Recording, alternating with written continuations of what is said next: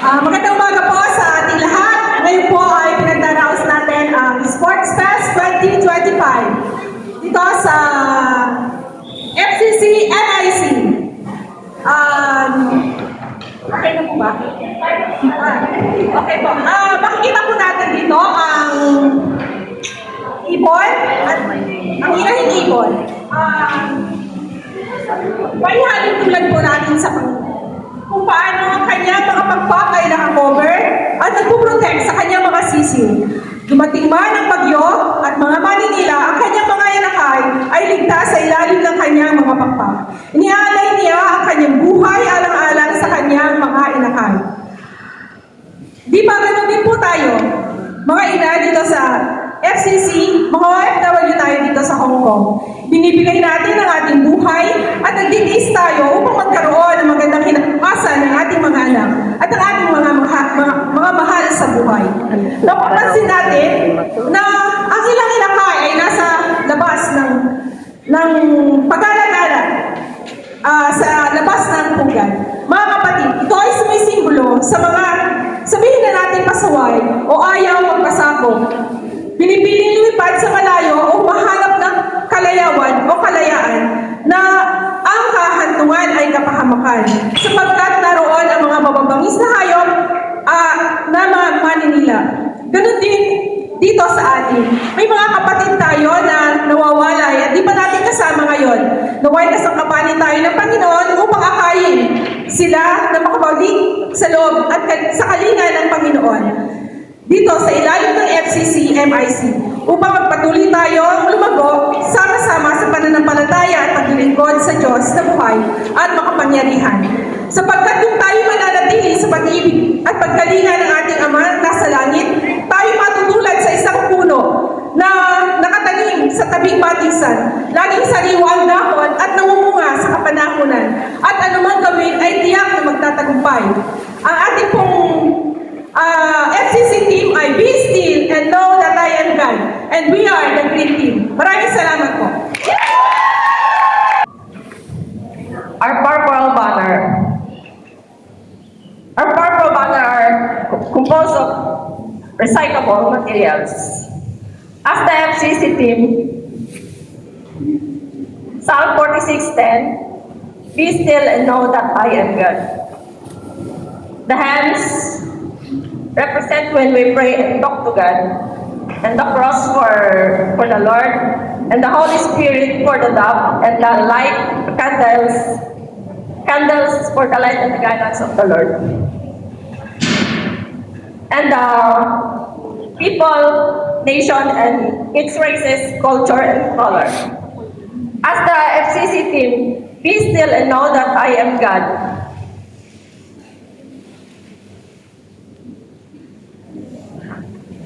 We have to ask everything in our lives with the Lord.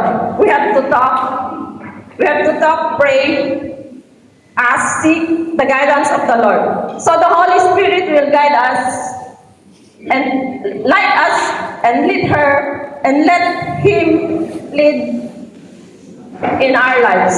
Amidst all chaos in our lives, problems, trials, and anything in our lives, God is always with us. God is our refuge and strength. God never forsake us. So be still and know that God is always with us. Isang mapagpalang umaga po sa ating lahat. Ay, limalit pa. Ayan. Red Team, R-E spells as R-E-D. For R is resilience, E, endurance, and D, dedication. R, resilience, tibay ng loob. Kung alam lang po ninyo yung napagdaanan ng Red Team, talagang madugo, mapula. Literal na madugo. Alam mo dito kay Pastor, yung mother po ng aming team leader, talagang madugo siya. But there's the spirit of resiliency, wherein yung tibay ng loob na kahit ganun nangyari, merong namatayan, merong nadisgrasya, but still, but we focus ourselves unto Him, unto our God, because He is our God. Yung pagiging Diyos niya sa buhay namin dahil alam namin na meron siyang magagawa, and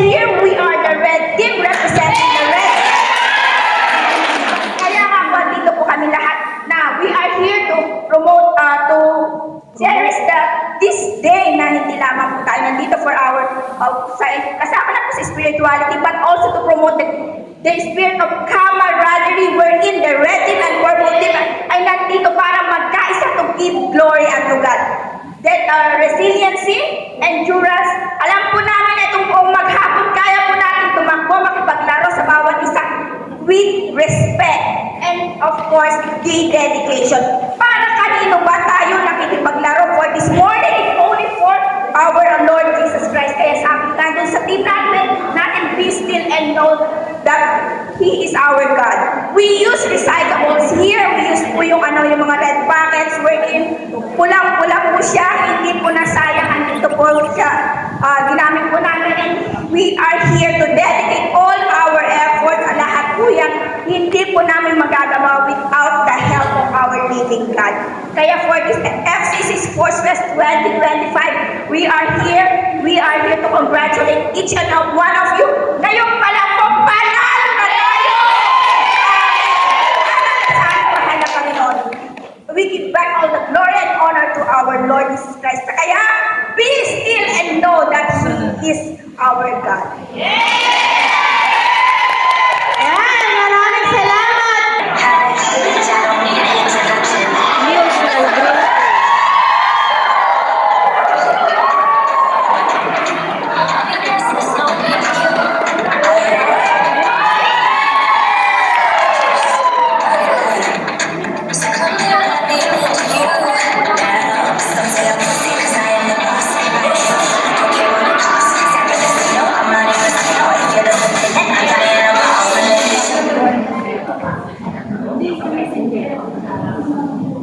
Good morning po sa ating lahat.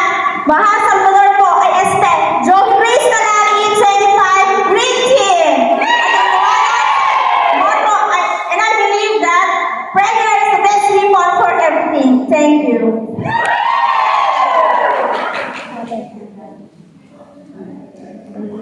Ako po ay kakanta, pero please forgive my voice kasi hindi po ako yung masyadong magaling na kumanta, pero sa lyrics po ng kanta ay ating pakikinggan at ating i-realize how it means in our life. Yung title po ng aking kanta ay We Will Keep Our Faith Alive to Jesus.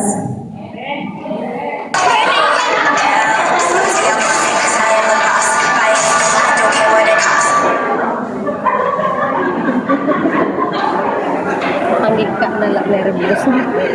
Good morning to everybody. Good morning! My name is Granalyn Batasar Larita, but please call me Rena.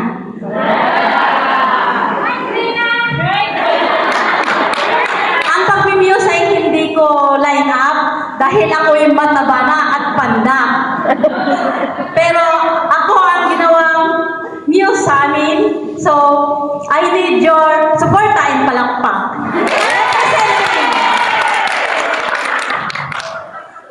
Matataba man at magaganda, mga kurkurutukot nitong tumangdan, pero palaban pa rin at walang inuurungan.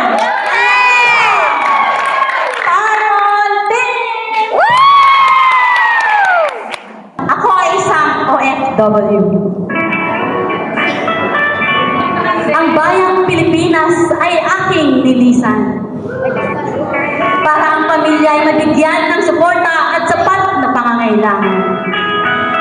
At para din mababayaran ko ang aking mga kautangan.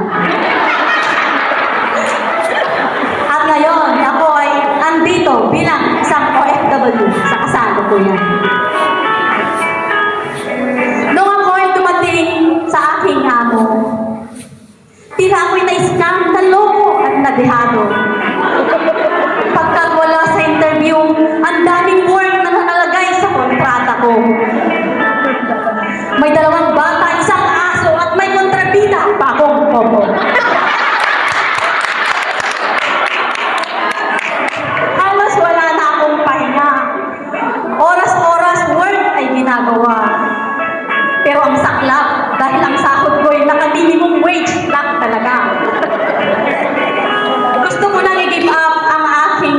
word at sa ako'y maghanap na lang ng iba.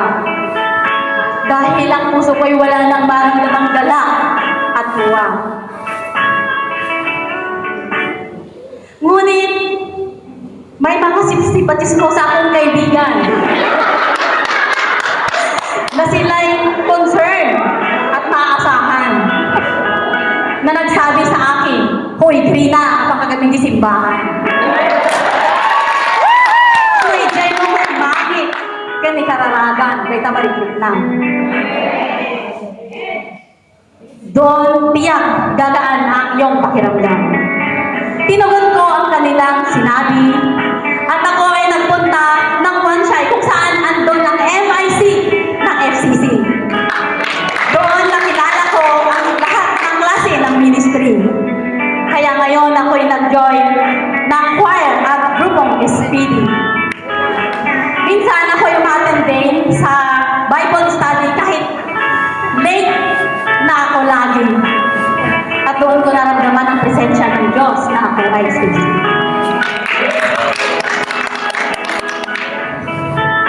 Dito namulat ang aking puso't isipan na anumang pagsubok ng buhay, dapat ituloy-tuloy mo lang. Huwag basta-basta mag-give up. Pumayapat, go ka lang. Pagkat andyan ang Diyos, payapa ka at hindi ka kailanman iniwan. Basta't manalig ka lang ng taos puso't pagtiwala ng lubusan. At ngayon, ginanap ang Sport Fest dito at ako ang muse na ginawa sa aming grupo. Manalo man o matalo, salamat pa rin sa inyo. Dahil sa inyong suporta, mga kaparpol team ko, sa akin ay sobrang todo-todo. I need to stop na ang aking paksa pagkat oras ata ng iba ay nagugol ko na.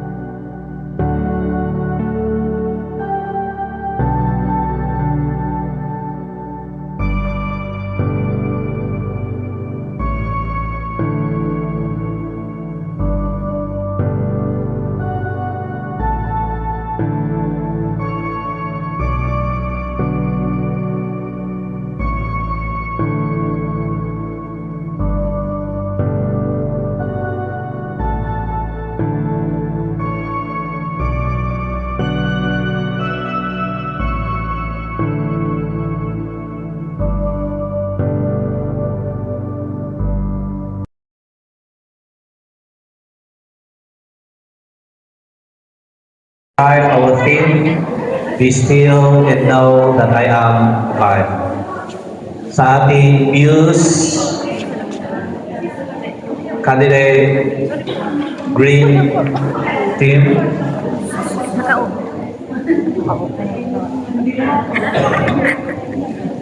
Para po sa aking pananaw sa ating tema, bilang isang OFW, marami tayong naranasan na iba't ibang klase ng pagsubok sa ating buhay.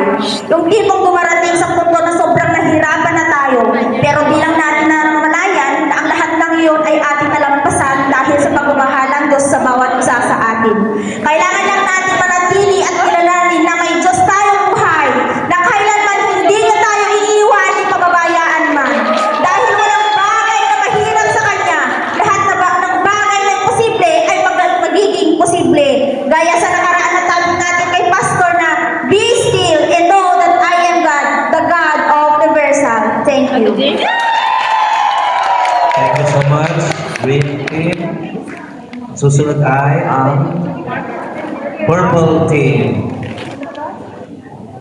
Para po sa akin, anumang pagsubok ng buhay, anumang bagyo at unos ang darating sa ating buhay, ay o kaya yung mga bagyo na sasagapa sa ngayon, huwag kang matakot, huwag kang mabahala, pagkos kumalma ka at mag-relax at pumayabang ka at manalangin ng taimtim ng buong puso at manalig sa Diyos. Dahil ang Diyos lamang ang nagbibigay sa atin ng strength at refuge. Sa atin, siya ang ating tulong at proteksyon. Siya lamang ang ating amang makapangyarihan at siya lamang ang dakila at may kontrol ng lahat. Kaya dapat lahat, anumang pagsubok ng buhay, dapat lumaban ka at magtiwala dahil sa Diyos ang comforting and resting. Basta mag-trust in the Lord with your heart and innermost. Thank you. Thank you. The last but not the least, Red Team. In my life, I'm not in the situation if I don't trust God. That's why I'm here in front of you because I trust God. And also, when we face a situation like we feel like giving up, but no, don't give up. You just have to surrender all to God because God is in control. It's about the rest and the reflecting on God and who He is. And acknowledging God removes our fear and God our protection. In this world, there's nothing we can fully trust except God. Trust no one.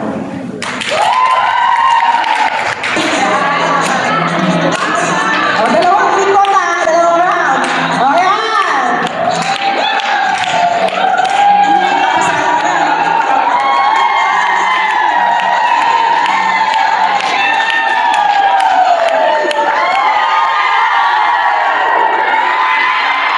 O dalawang linggo!